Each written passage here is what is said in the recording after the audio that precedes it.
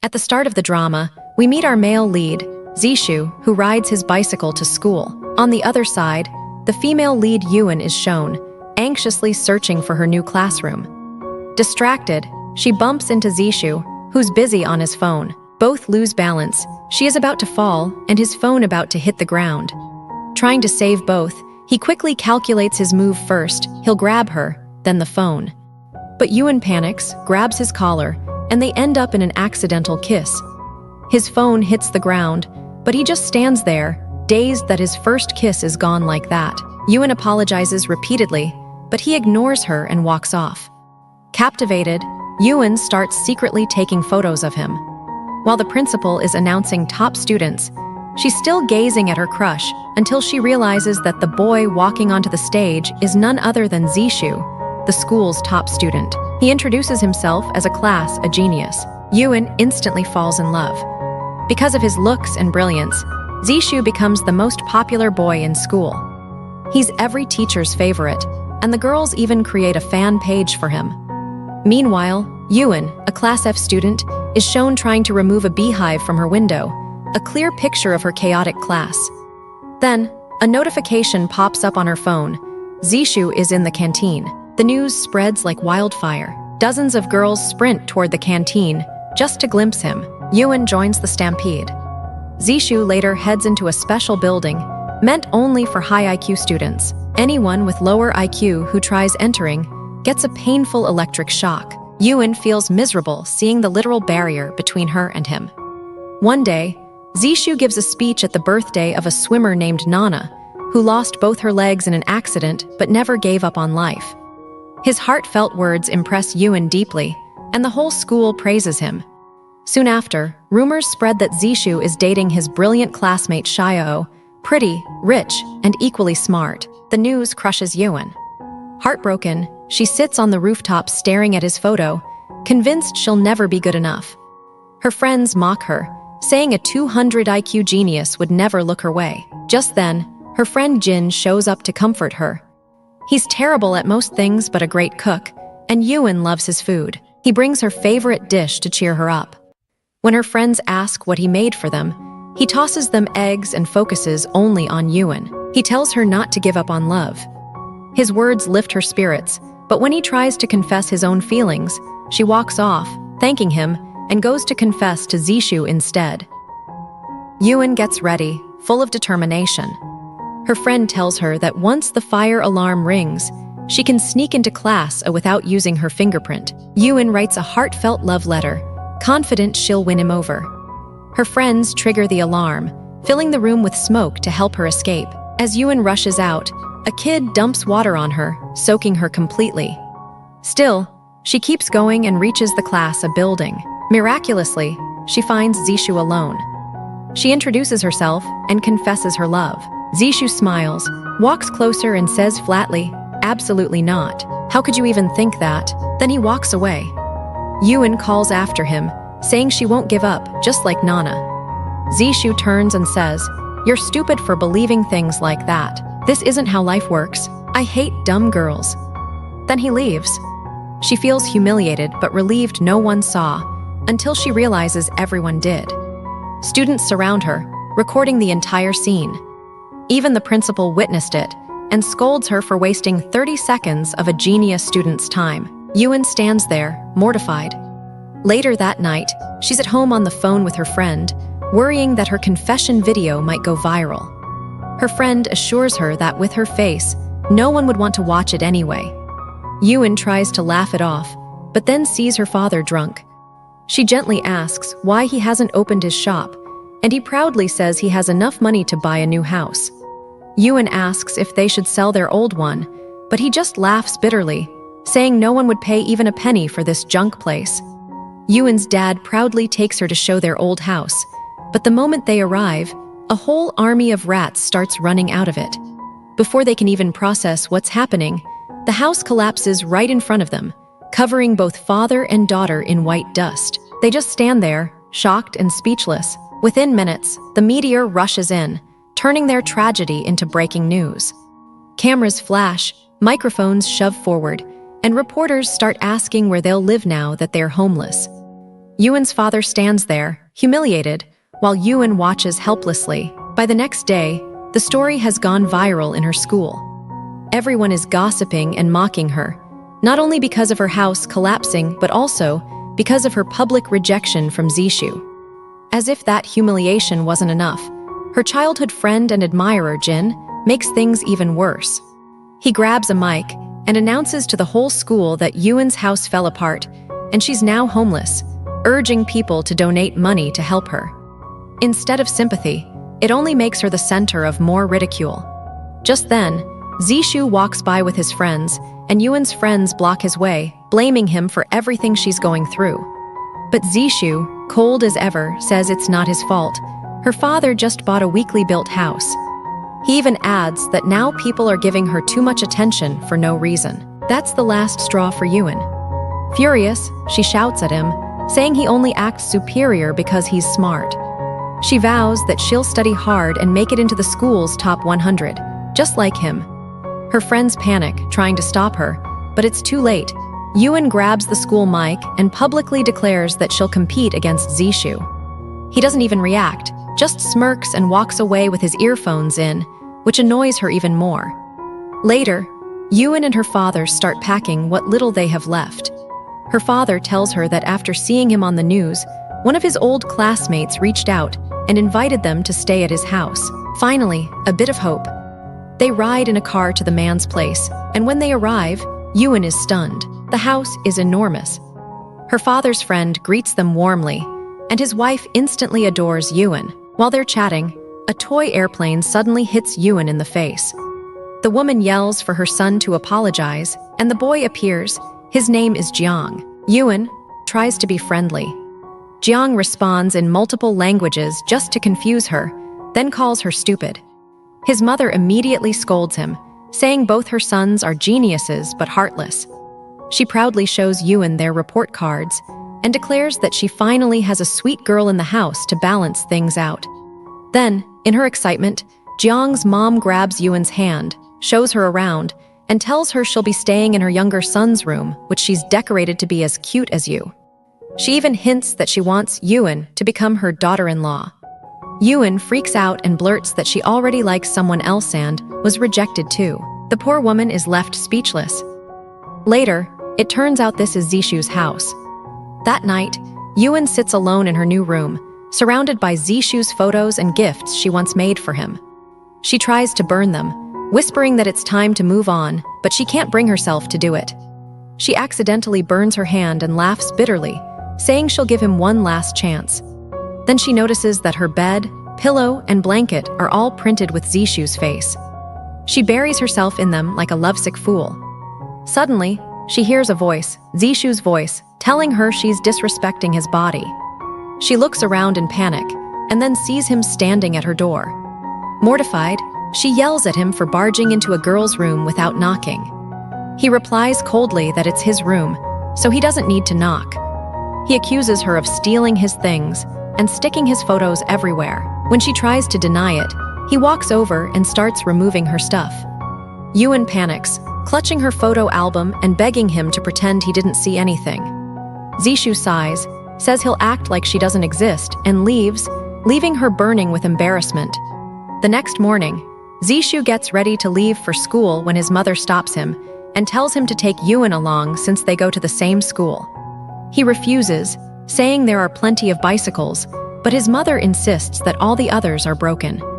He realizes she's setting them up again and reluctantly agrees. As they ride together, Yuan nervously debates whether to hold on to him or not. Finally, she grabs his shirt, which makes him stop abruptly.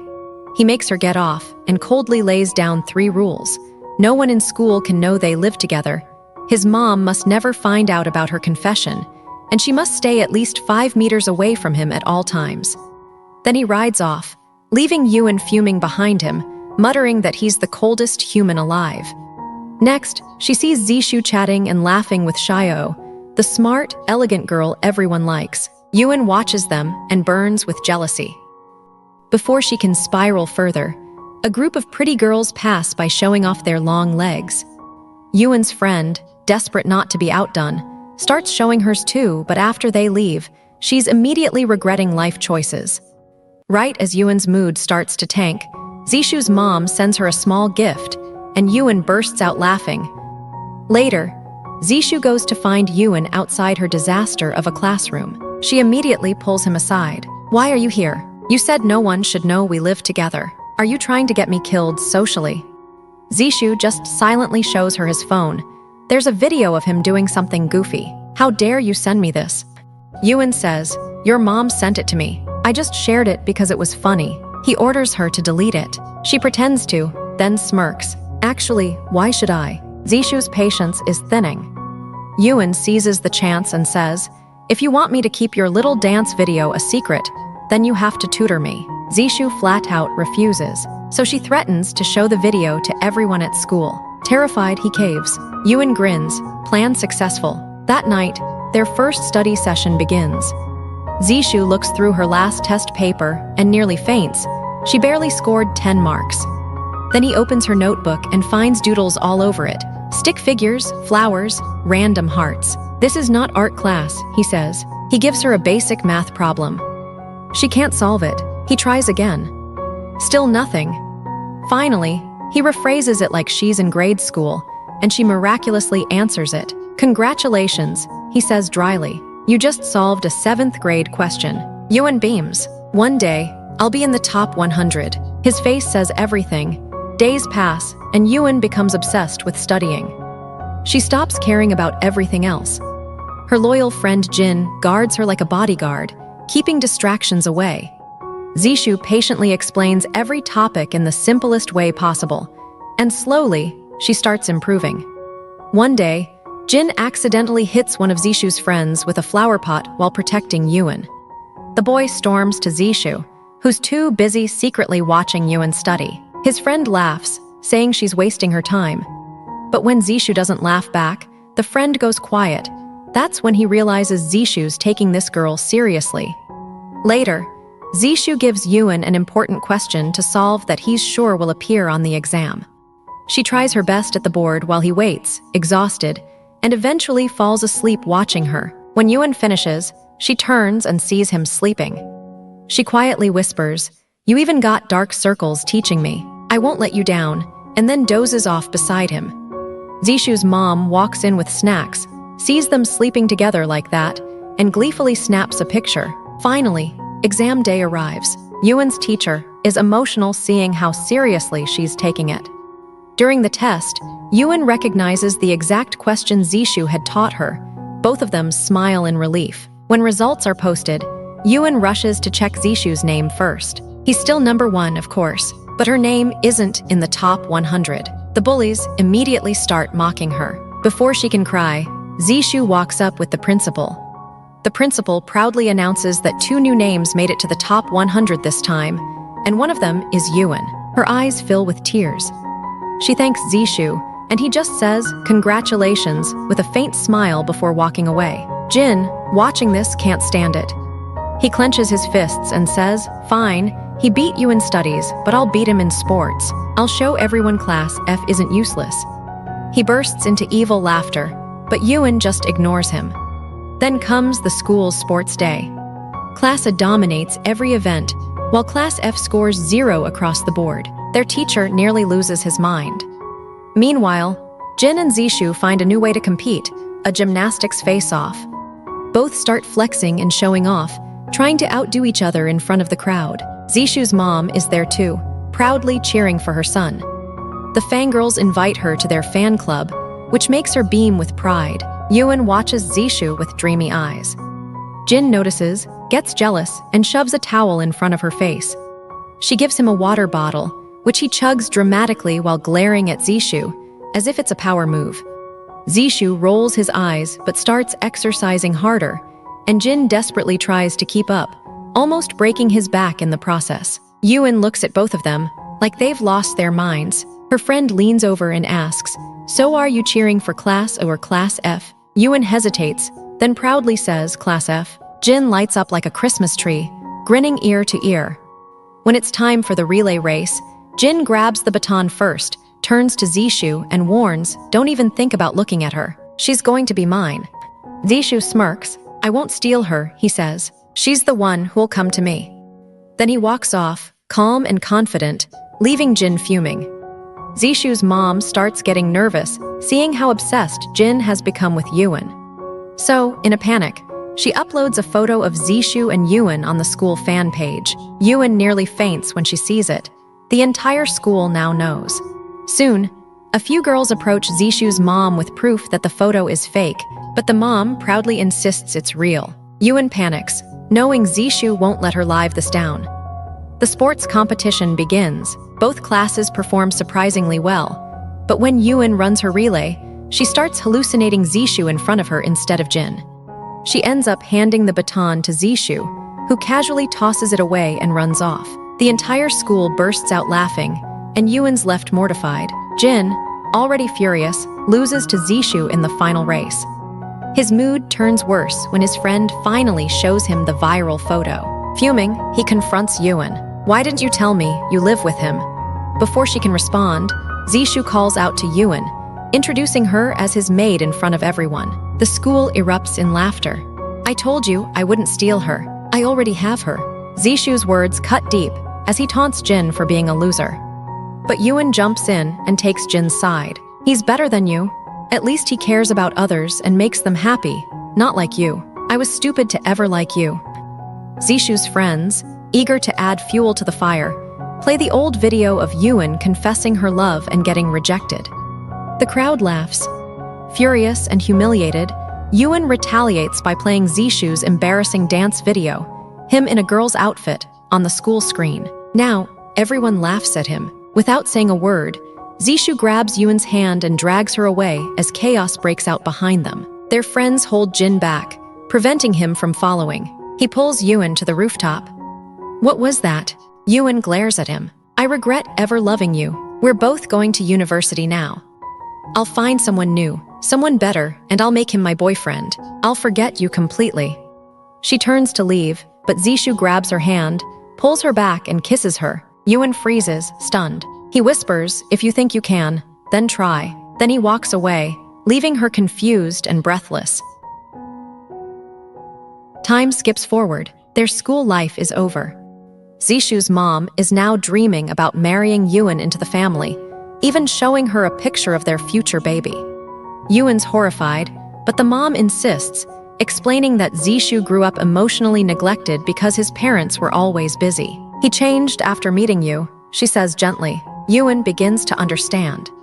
Meanwhile, Zishu helps his father with business, though his face suggests he'd rather be anywhere else. His mom finally convinces Yuan to accept her plan, and both families are delighted. On exam day, Yuan tries to make breakfast for Zishu, a total disaster of half-cooked vegetables. His mom makes him eat one dish, and within seconds he regrets it. He runs out, thinking he's been poisoned. Just as he's leaving, Yuan appears, half asleep, holding a small handmade charm. "It's for protection," she says sweetly, attaching it to his bag. At the college, the charm falls. As he bends to pick it up, he bumps into another student, tumbles down the stairs, and ends up badly hurt. Furious, he blames Yuan. When he opens his exam kit, all his pencils are broken from the fall, and his stomach starts aching from breakfast. He glares at the charm. "Yuan, I'll get you for this," he mutters before rushing to the washroom. Later, he buys food to calm down, but when Yuan texts that she's nearby, he ignores her completely. Upset, Yuan decides to head home, only to get hit by a bike and faint. Zishu sees it happen. He runs straight to her and carries her home, skipping his exam entirely. When Yuan wakes up, her father tells her Zishu brought her back. Then she hears shouting downstairs, Zishu arguing with his father for leaving the test. Furious, he storms out. Yuan rushes after him and tells his father it's her fault, not Zishu's. She finds Zishu's bicycle by the lake, but not him. Thinking the worst, she cries, "We're not even married yet. How can you die so soon?" and breaks down sobbing. Suddenly, Zishu, who was lying nearby, sits up. "Can you not yell? You woke me up." Overwhelmed, Yuan apologizes and says she's nothing but a disaster in his life. She pretends to walk away, hoping he'll stop her. He doesn't, he just sighs and says, "You don't have to go. Sit here."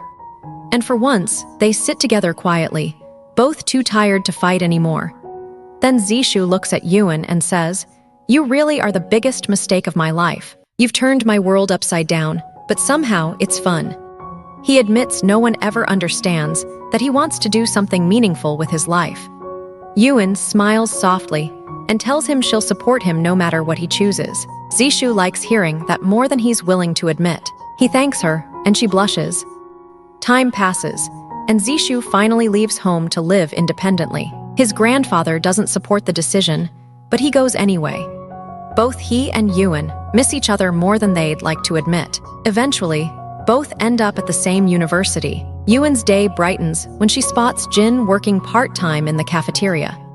He gives her a huge serving of food, and she beams with happiness, though he gives the next customer barely any. Typical Jin. While chatting with her friends, Yuan wonders where Zishu might be now. When she finds out, she rushes off excitedly and discovers he's become a veterinary doctor. She watches him from afar, debating how to approach him. Then she spots a girl holding insects and gets an idea. Marching inside, she presents a bug in her hand. "This is my pet," she says dramatically. "He's sick." Zishu stares at her blankly. "What disease?" Yuan, caught off guard, can't answer and instead starts fussing over him, asking where he lives, whether he's eating properly. He keeps a straight face and tells her to leave.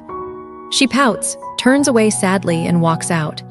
But before she goes, he says softly, "Take care of yourself and your family." Yuan brightens up instantly and dances her way out. Seeing her leave, Zishu smiles to himself. That night, Yuan secretly watches Zishu from outside as he studies late into the night. She's touched by his dedication. When he finally heads home, she follows with food, worried he hasn't eaten. But then she spots another girl, Xiao, waiting for him with dinner. They head home together, laughing. Yuan's heart sinks. She watches from a distance as the lights go out in Zishu's house and assumes the worst. The next day, determined to investigate, Yuan drags Jin to a hill station where Zishu and Xiao have gone. Jin grumbles the whole way. If you wanted to hang out, why not a movie? Why a jungle? But when he spots Zishu and Xiao together, he too gets annoyed. Yuan admits she followed them and convinces Jin to help her spy. Watching the two together makes Yuan furious. She accidentally punches Jin in frustration, sending him tumbling into a water pipe. As water bursts out, Yuan yells for him to turn it off. Amid the chaos, Zishu spots her. "What a coincidence," she says nervously. He's clearly not amused. They all end up near a love tree, a place where couples ring a bell to promise eternal love. Xiao cheerfully says, "If you ring this bell, you'll stay together forever." Jin is overjoyed and asks her to take a photo of him and Yuan. Yuan, flustered, poses reluctantly.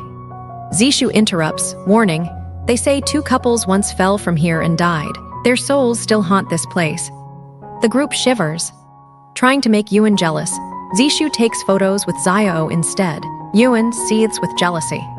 Jin, sensing his chance, offers her food and says, "If you like it, I'll cook more for you. My future wife should eat well." Yuan blushes, but Xiao scolds Zishu for teasing. Zishu shrugs. "I like girls who can cook and aren't stupid." Yuan's face turns red with anger. Jin jumps in smoothly. "Good then, that means I can date Yuan." He grabs her hand and drags her away, leaving Zishu fuming. Meanwhile, Jin bribes the driver. "When a girl sits beside me, drive off fast and don't look back." But when the car takes off, it's Xiao beside him, not Yuan. The driver follows instructions perfectly, and Jin panics, yelling, "Stop the car." The driver deadpans, "You told me not to look back," and keeps going. Back at the lake, Zishu seizes the chance to spend time with Yuan. He takes her boating and stops in the middle. So he asks, "Why were you following me?" Yuan folds her arms, "Because you were spending nights with Xiao." He laughs and explains that Xiao is just his assistant. He then opens up about a girl named Nana. Yuan remembers the name. "You said she was a lie." Zishu shakes his head. "No, I met her during a swim competition. She was drowning, and I saved her. That day, I realized how good it feels to save someone's life. That's why I decided to become a doctor. Xiao's helping me achieve that dream." Yuan's eyes light up. "You'll save lives. You'll be amazing." He smiles and says she's the first person he's told about his dream. "Then I'll become your nurse," she declares, though she quickly adds, "But I'm scared of ghosts." They both laugh. Then Ewan gets quiet. "You know, if people see us here alone, they'll think we're a couple." Zishu replies, half teasing, "Couples who come here end up breaking up." Ewan stares at him, unsure if it's a warning or a challenge. Ewan is so shocked by what she hears that she nearly falls off the boat. Zishu rushes to save her, but ends up falling into the water himself. Both of them climb out, drenched and shivering, and Zishu is furious while Ewan keeps apologizing. Since it's late, Zishu decides they'll stay the night nearby. He finds a hotel, but when they enter, they realize they've been given a couple's suite, decorated like a honeymoon room. The two freeze awkwardly, exchanging nervous glances. Trying to calm down, Zishu heads to take a bath. Ewan changes clothes and waits. When he comes out, the romantic lighting and Ewan's shy presence make him even more nervous. She starts acting a little drunk, probably because the noodles she ate had alcohol mixed in. Zishu notices the noodles in the trash and realizes what happened. He gives her water and tells her to take a bath to clear her head, then steps out. Ewan feels guilty, thinking he'll sleep outside, so she grabs a blanket and runs after him. But suddenly, she senses someone following her. Terrified, she drops her umbrella and runs, only to find Zishu standing in front of her. Panicking, she says someone's chasing her, but when Zishu looks, it's just 3 small cats. He sighs in frustration and scolds her for not staying inside. Ewan softly says she brought him a blanket so he wouldn't get cold. Zishu's anger fades. He puts his coat over her shoulders and gently hugs her. He tells her he went out to get food for her since she threw away her noodles, and they both smile. Later, as Ewan shivers, Zishu takes her hand to keep her warm. She's touched by his quiet care. Thinking he's fallen asleep, Ewan whispers that she knows she'll never be his wife, but she hopes whoever ends up with him will make him happy. She asks him to promise to marry someone who truly loves him. Zishu, very much awake, looks at her and says, "I've already found that girl." The next morning, Ewan dreams of Zishu kissing her and gifting her something for Valentine's Day. She smiles in her sleep until Zishu wakes her, teasing her for grinning like an idiot. Confused, she can't tell if it was a dream or real. Suddenly, Zishu gets a call. His father has suffered a heart attack. He rushes to the hospital, where the operation is already underway. Overwhelmed with guilt, he assumes it's his fault. The manager explains that the company is in serious trouble, and the shareholders have called an urgent meeting. Determined to help, Zishu goes straight to the company. Ewan secretly follows to support him, but when she arrives, she finds Zio already by his side. Zio's father is also a shareholder, there to help. Seeing them together makes Ewan's heart sink. Zishu works non-stop day and night to fix the crisis. Ewan tries to care for him, even turning off his alarm so he can rest, but when he finds out, he snaps at her and storms off. The next evening, as rain pours down, Ewan waits outside his office holding an umbrella. When Zishu sees her, he scolds her for standing in the rain and tells her not to make things harder for him. He says her attempts to help only create more problems and orders his secretary to take her home. His words leave her heartbroken. Later, her father comforts her, saying it's time to stop hurting herself. "You've loved him enough," he tells her. "Now it's time to let go." Tearfully, she agrees. Soon after, Zishu's father begins to recover. Zishu tells him he plans to marry Zio, explaining it would benefit both families' companies. His father warns him that marriage isn't a business deal. He should marry for love. At that moment, Ewan arrives with food for Zishu's father.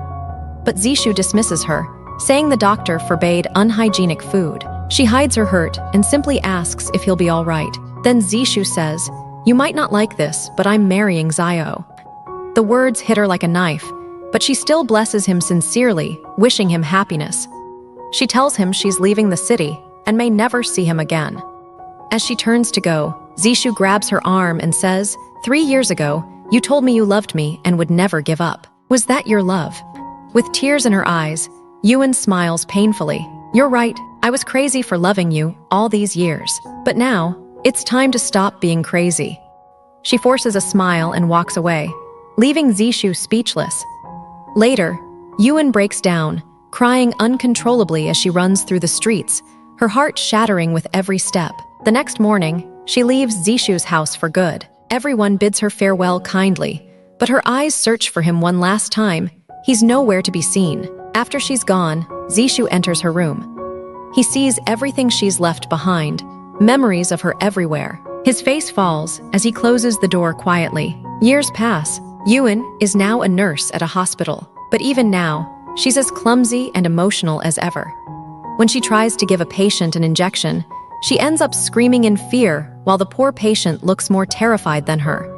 The senior nurse storms in, scolds her for her incompetence, and orders her to take care of the next patient. The others run away in panic, leaving Yuen standing there, still the same chaotic sweetheart she's always been. Wandering through the hospital, she realizes how much she's changed since that day. She thought she'd forgotten Zishu, but her heart betrays her as she scrolls through his profile. He's still active on social media, posting about his work as a doctor and how he's helped girls like Nana. However, Yuen notices something strange.